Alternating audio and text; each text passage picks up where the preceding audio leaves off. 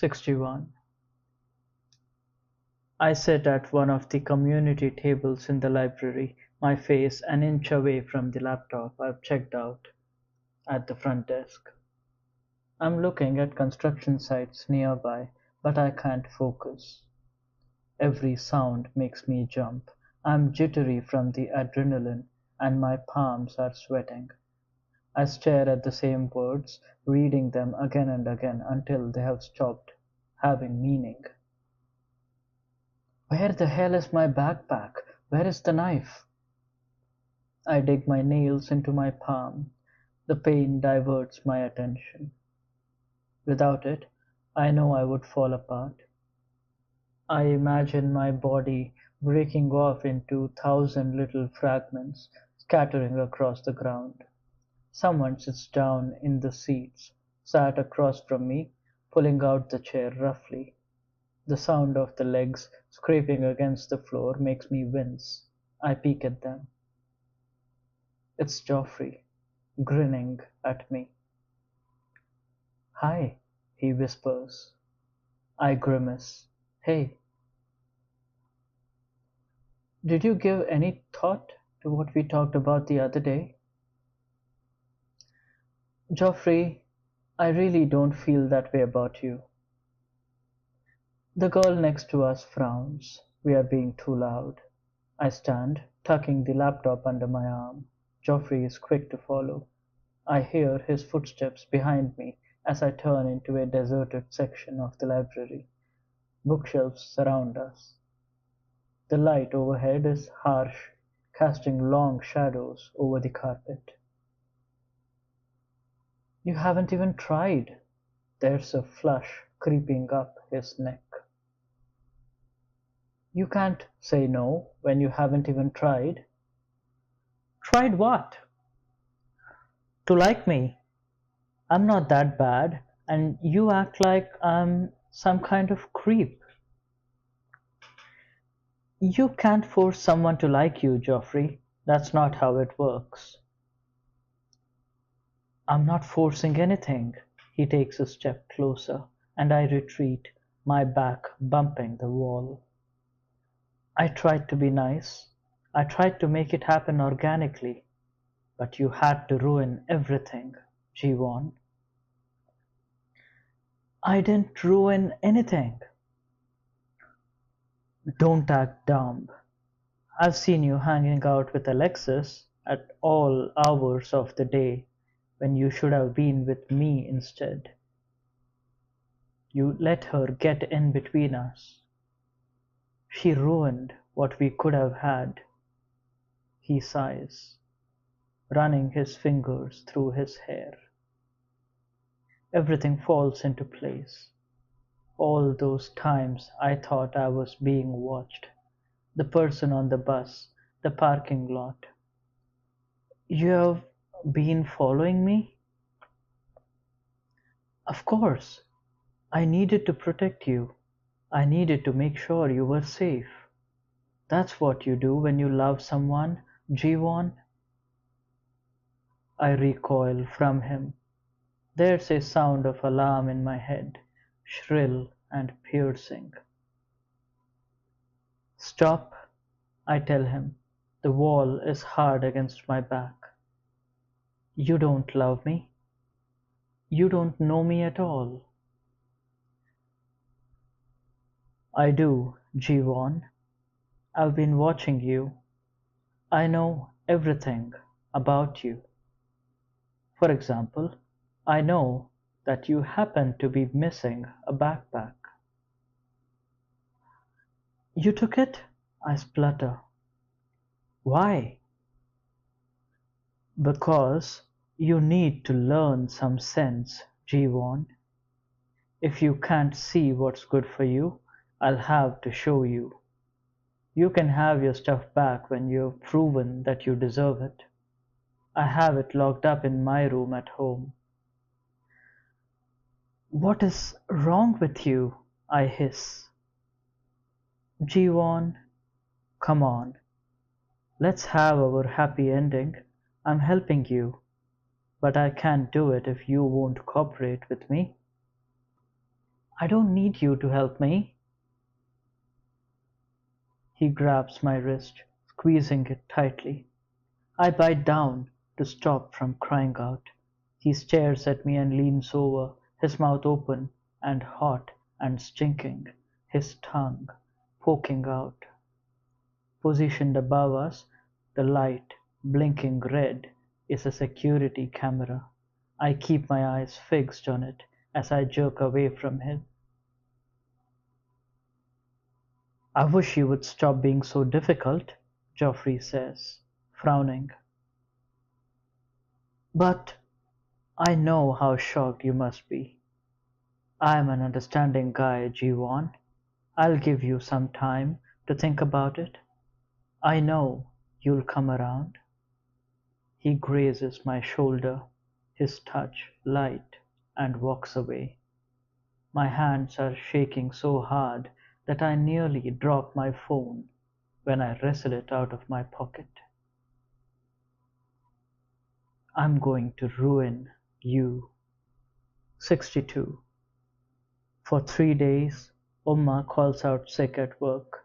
She lays in bed watching Korean dramas into the night. Only the sad ones where everyone dies in the end.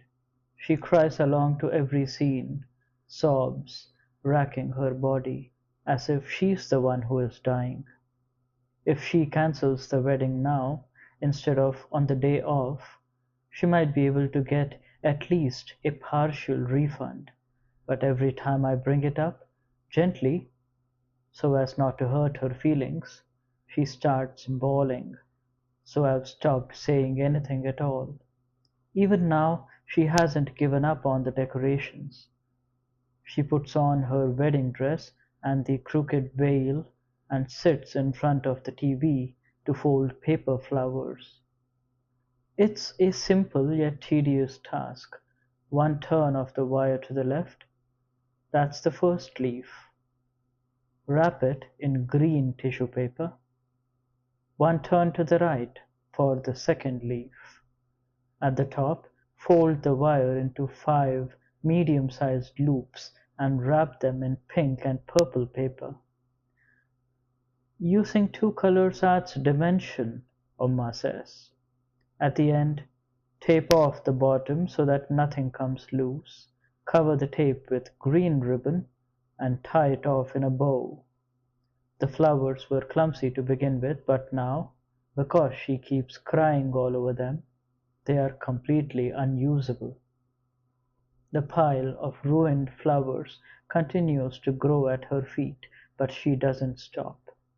Umma used to tell me that she knows Ji-yoon and me better than anyone else. I made both of you in my stomach and grew you for 9 months, she'd say. I created every part of your bodies. No matter who you meet, no matter what you do, I will always know you and your sister best. As a child, I thought this meant that my mother could read my mind. She knew that I was lying, she knew when I did bad things, but as I grew older, I came to realize that this was one of Amma's many untruths. She didn't know what I was thinking or how I was feeling. If she did, she wouldn't have acted this way. She wouldn't have done things that hurt me, that made me sad, that made me cry. Most importantly, she wouldn't have brought George into our house. 63. Oma hasn't made fish in a long time, but tonight she brings home a frozen yellow croaker that glares at me from its plastic packaging on the counter. When it fully thaws, she throws it in the pan, the sizzling sounds filling the apartment. I stand next to her watching as the fish's skin turns brown and crispy. As usual, there's an extra place sitting on the table. A set of utensils that will not be used tonight. I've driven by George's apartment on numerous occasions over the last few days. His truck is there all the time, distinct even from a distance. Once or twice I've caught a glimpse of him and Jen. He always has his arm around her. Umma stares out the balcony window, her eyes soft and sad. I notice that her fingers are raw and bleeding, her nails are completely torn. The pink flesh underneath is exposed. Umma, you need to eat. She sighs deeply, her cheeks are sunken, the hollows under her eyes dark and deep. She looks sickly, unwell. She's alarmingly thin. I almost expect her to dissolve into the air. 64. On Thursday morning, I wake up to find the apartment eerily quiet. Ji-yoon has left early for a special tutoring lesson at her school, but for some odd reason my mother's room is silent. She should be doing her hair and getting ready, since she promised Mr. Lee she would be coming back to work today. I creep over and listen before knocking. Amma, are you here? No answer. I open the door, suddenly afraid, only to find her lying on the bed, motionless. Her skin is pale and she's sweating. She's staring blankly at the ceiling. When I call out to her again, she turns to me slowly. She has been crying. Uma, what's wrong with me? She croaks. What do you mean? I sit at the edge of her mattress, careful to keep my distance from her. Is there something wrong with me? Why does this keep happening? Am I a monster? Don't be ridiculous. If there is a monster in this apartment, it's me. Then why did George run away? Why did your father run away? Why did my parents? She sobs. I close my mouth and open it again. I followed George the other day to his apartment. She squeezes her eyes shut as she talks. I saw a woman there with him. I inch my fingers over to her. She was so young and so beautiful. No wonder, no wonder. She murmurs to herself softly, her words fleeting. You know the stories I used to tell about your father? They weren't true. What stories, Amma? I told you that your father fell in love with me at first sight. It's not true. It was never true. She gives me a pained smile. When I met him, I convinced him to marry me. I didn't have any prospects, and I was desperate to move on with my life. He was reluctant, but after a while he gave in. It helped that I already had my citizenship and he didn't. I fall silent at this revelation. I know what my mother is feeling right now, at least a little bit. To be the person who is always alone, always rejected. I have never been anybody's first choice. Not my mother's, who loves Ji-yoon more than me, not my father's, who chose another woman over me, over all of us. I take a deep breath. Umma, you have to get up. Didn't you say Mrs. Shin was going to come and pick you up today? It's already 8. She'll be here in 15 minutes. I hoist her out of bed and lead her to the bathroom, where I help her brush her teeth and tie her hair back into a sleek ponytail. I'm reminded of my childhood, where she used to get me ready for school. It seems like it should be funny that our roles are reversed. but it makes me go numb. I watch my mother leave in Mrs. Shin's car, waving to her as they drive away. After they are gone, I rush upstairs to get ready for my last final. There's an energy thrumming in my veins, an anger, fury, the desire to punish, to exact justice. Tonight, George will finally get what he deserves. 65. It's 3 in the afternoon. Students are flooding out of their classrooms excitedly. Tomorrow is the last day of finals, but like me, most people are done after today. Liberated, I throw my head back and stare at the blue sky. Like blue, George's eyes. Blue like the ocean. Blue, blue, blue. I sit on a bench and watch the sun.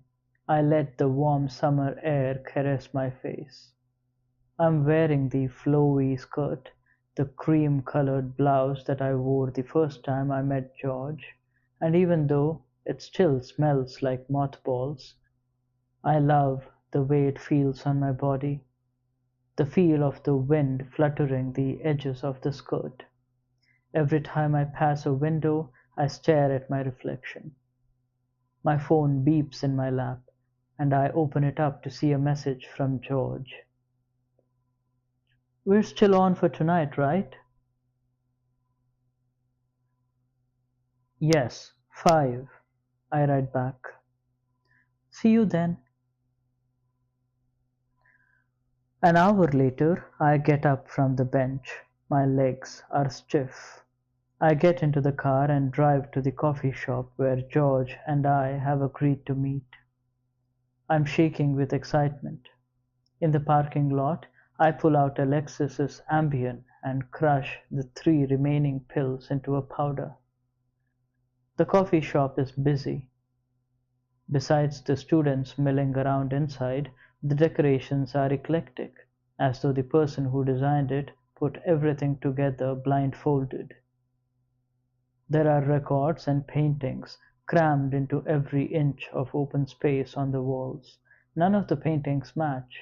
In one of them, a pig is drinking from a trough. It makes me think of George. The air is perfumed with the scent of roasted coffee beans. I take a whiff. At the counter, I order 2 black coffees, paying for them with a handful of coins. On the other side of the table, they come out right away. They are steaming hot. I pour in 3 containers of cream and 5 packets of sugar to make them the way George likes it.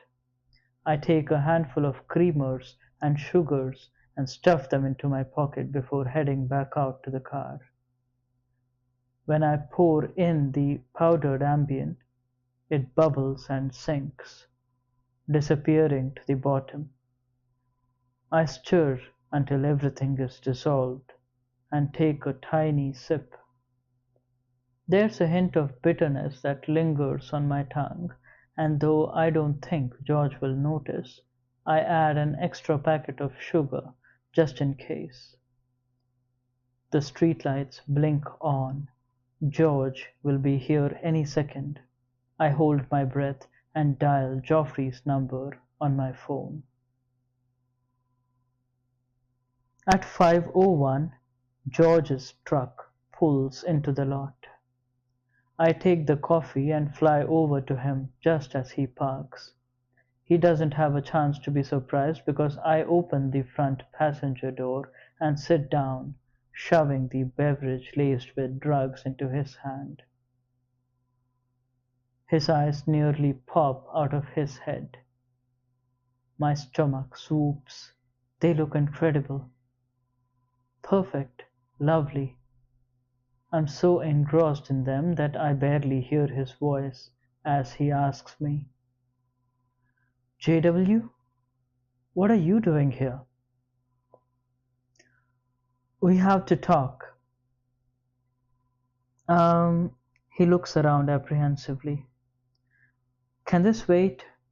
I'm a little busy now. I'm supposed to be meeting someone, a client, in a few minutes. I know there's no client. That was me. What? His eyes open wide in surprise. How did you? How did? He stammers. I just want to talk, I say. I brought you this coffee as a peace offering. Please have a drink. There's a sudden pain in my head, a flash of white. I blink, willing it away. George leans back at his seat, silent and brooding. He holds the coffee at arm's length. I take a big swig of my coffee and then look at him, sighing. He takes a gulp. I need you to explain to me what you're doing here, JW. What I'm doing here. Is this your sick idea of a joke? No, it's not, I reply. There's a throb in my temples. I ignore it. I can explain everything, but I need a second. Let's just enjoy our coffee for now. His Adam's apple bobs up and down. A fool, and his eyes are easily parted. I lean against the window, the glass cool against my skin, waiting. I wanted to talk to you about the wedding. Mom hasn't been well lately. Have you spoken to her? You're not going to bail or do something stupid, are you? George sighs. That's between me and your mother. My mother is my business. George's expression falters. He stares at the setting sun. The sky is streaked with pink, and I can see the clouds reflected in his irises. I'm so close that I can see everything. Every line, every ring, every furrow. The specks of gold scattered throughout. Well, one thing is for certain, he says, moodily. You are a good girl, JW. So obedient. For a moment, I think he's going to pat me on the head like a dog. I shake my head and look him squarely in the eye. You don't know anything about me. Nothing. I do. No, you really don't. George raises his hands, palms facing me. Look, I'm not here to argue with you. You're the one who brought me here. Once you leave, I'll be on my way. No, you won't. There are consequences of your actions. There's something else I wanted to talk about, I say slowly. I feel my heartbeat in my head. It thumps loudly. Spit it out. I heard you talking about me and my sister. I don't have the slightest idea what you're talking about. He purses his lips, leaning back in his chair. I see his hands tighten on the armrests. I heard it, I say, more intensely this time. You were on the phone when I got home. It was disgusting. You're disgusting. George stares at me. I have no idea where these baseless accusations are coming from. I slam my fists against the dashboard. You called her a slut. You know Ji-yoon is a child, right? What the hell is wrong with you? I've seen the way you look at us, the way you treat us. What makes you think that's okay? He sounds almost amused. That's why you led me here, to lecture me?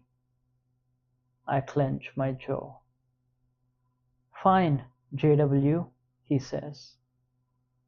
I glance at the clock, at his dashboard, at the red numbers crawling like ants. You caught me. I'm a man. I do what all men do. Congrats. Can I go now?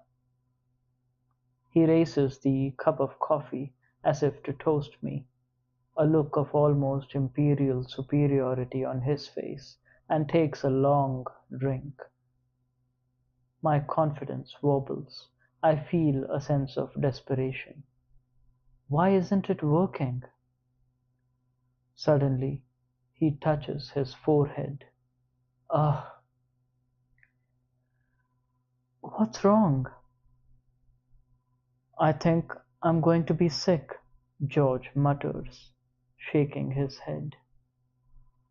I pat his back, even though the feel of his damp and sweaty shirt makes me shudder. Should I get some help? No, he snaps. He slumps forward, his head in his hands. He's not completely out, but I can tell he's dizzy. His mouth falls open, and he's panting, the smell of his sour breath thick in the air. Let me drive you home, I say. It's no problem. I'll call Mom and let her know you're not feeling well, and she can take care of you. Around us, people pass by, coffees clutched in their hands. Besides, you don't want to get sick in your nice trunk, do you? Right, George mutters. I hurry out of the car and open his door. He stumbles out, his steps unsteady. Once or twice he almost falls, catching himself at the last second.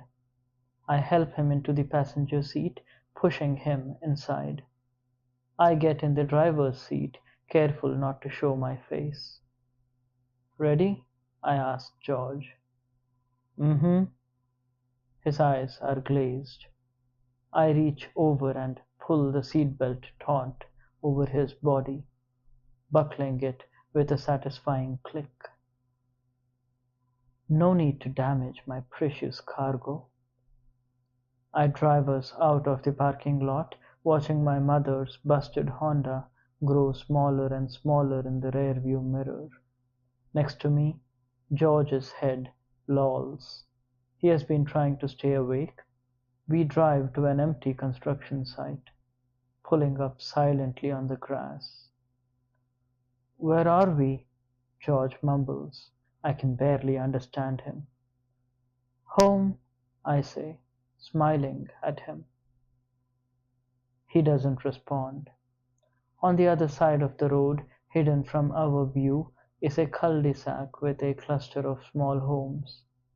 There's a copse of trees separating us. It's impossible to see through them. They are thick and dense, and there are no lights on the road. It's dark, and I need to work quickly before Geoffrey arrives. I sit there for a few seconds, marinating in my excitement before taking Umma's paring knife from my bag. I hoist myself up to the passenger side, where George is lying, his eyes closed. His breathing is shallow. I lower his seat so that he's flat on his back. This is the meal I've been waiting for, and I'm going to savor it. I touch George's eyelids. They are so warm. I can feel his pulse through the paper-thin skin. His eyelashes are so soft, and when I push my nail under the flap of his eyelids and feel the slickness of his eyeball, I nearly groan. I take the point of the blade and push it underneath his eyelid. A thin line of blood floods the incision I've made, and then his eyes fly open. I scream. toppling backward against the passenger door, losing my grip on the knife. It falls to the ground, and then George's enormous, hairy hands are on my shoulders, shaking me, making my teeth rattle. He's not speaking in any language I recognize. His bleeding eye is leaking, splattering everywhere. He's unstable from the Ambien, and he pitches forward, his weight sending us tumbling to the ground. He lands on top of me, my bone cracks. "Oma!" I scream. I'm going to die here at George's hand. He's choking me, beating me against the ground, and every time my head bounces against the dirt, I feel my skull splitting. George splutters as he strangles me. His right eye is completely bloody now. Headlights bounce along the road. My vision is getting blurry, the edges fading to black. I'm gasping for breath. Am I alive? Is the car real? It comes screeching to a stop next to us, and then Joffrey's howl tears through my eardrums. "G1!" Joffrey screams. "Here!" I rasp, before using the last of my strength to point at the knife on the ground next to us. Joffrey looks confused, but after a moment he reaches down to pick it up. He lurches forward, hovering over us. George, who is hell-bent on squeezing the life out of me, doesn't seem to notice. There's a dull thud.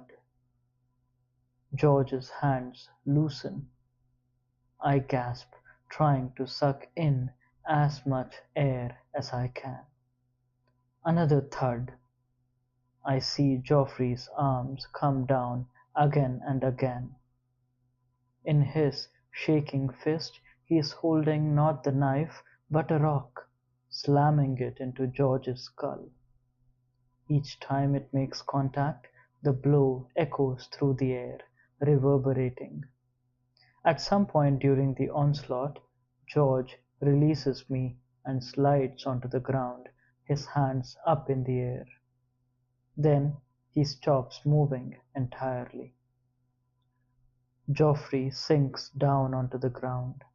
In the dim light, his face is pale, drained of color. He's trembling. His breath comes out of his mouth in ragged gasps. The air is so sweet. I open my mouth as wide as it will go and swallow as much of it as I can, feeling my lungs expanding in my chest. Another bolt of pain runs through my head. I screw my eyes shut and wait for it to pass. To my left, I hear a whimper. Joffrey is leaning against the rim of George's car. He's crying. He picks up something and throws it into the bushes. At his feet, George is limp and unresponsive, the grass underneath his body soaked in blood. Somewhere in the distance, I hear sirens. Everything goes black.